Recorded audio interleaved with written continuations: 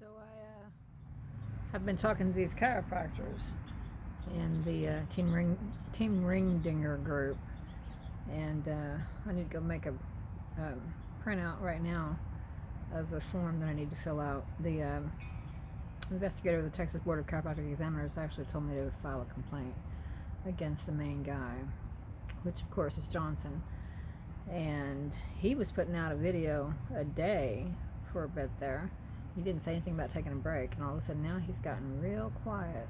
And I think the last thing I told him was, I said, this is going to blow your mind. I said that there is no vertebra in the spine that subluxates, which is what Grandpa's been telling him for decades. Yeah.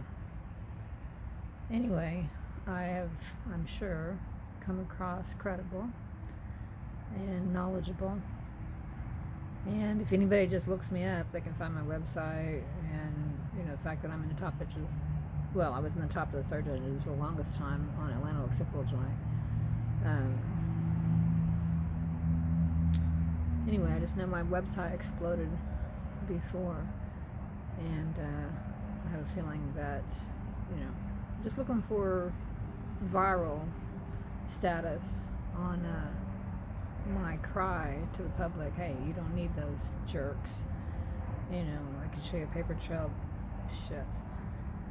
Goes back at least, well, I'll say officially when I approached the board, that would have been 2000,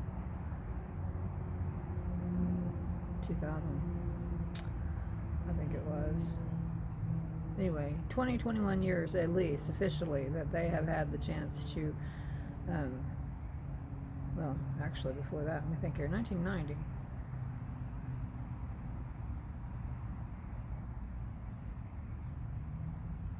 I want to say it was 1990. It was 1990 when Grandpa presented to Palmer, or Parker, Chiropractic College. So that's going to be 31 years. 31 years. They passed on it. And the reason why they passed on it was because it was so good that people got well. Yeah. I've got their bylaws that Grandpa had from 1984, I think it is. I'm going to have to look up the new stuff or ask him about, hey, I want to know if your book still matters. But their prime directive is to do what's best for the patient. Yep. And at this point in time, what's best for their patient is to refer them to me. Yeah. They haven't learned it,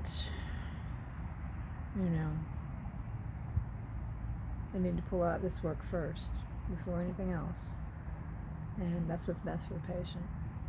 Of course, I'm not a doctor and I don't see patients, but that doesn't mean I don't have clients and I can't practice freely. I don't need a license. And I'm not going to willingly subject myself to their jurisdiction. When I contacted the Texas Board of Chiropractic Examiners and Palmer College of Chiropractic recently, their question was they wanted to know if I was a chiropractor. I told Palmer no, and I told the Texas Board of Chiropractic Examiners, I said I had to make a command decision not to be. I said if I'd have put myself up as a chiropractor, gone through the school and done everything y'all wanted me to, I said my goal was not to practice chiropractic anyway. My goal was to be a nerve signal interference specialist.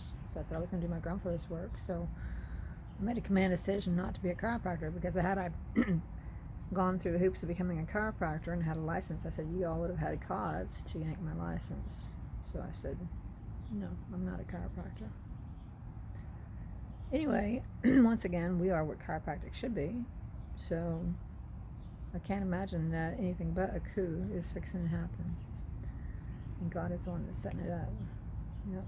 I just know I'm being driven again. Put it on my heart. You need to say something. Say something. And what I see right now, I've already destroyed chiropractic here in Oklahoma, legally, because I won the fight. But again, even though I did destroy them here, nobody's aware of it. It took me a minute to kind of realize it myself. Yeah. But it seems to me that it makes sense that the fight would take place in Texas. That makes sense. Yeah. Anyway.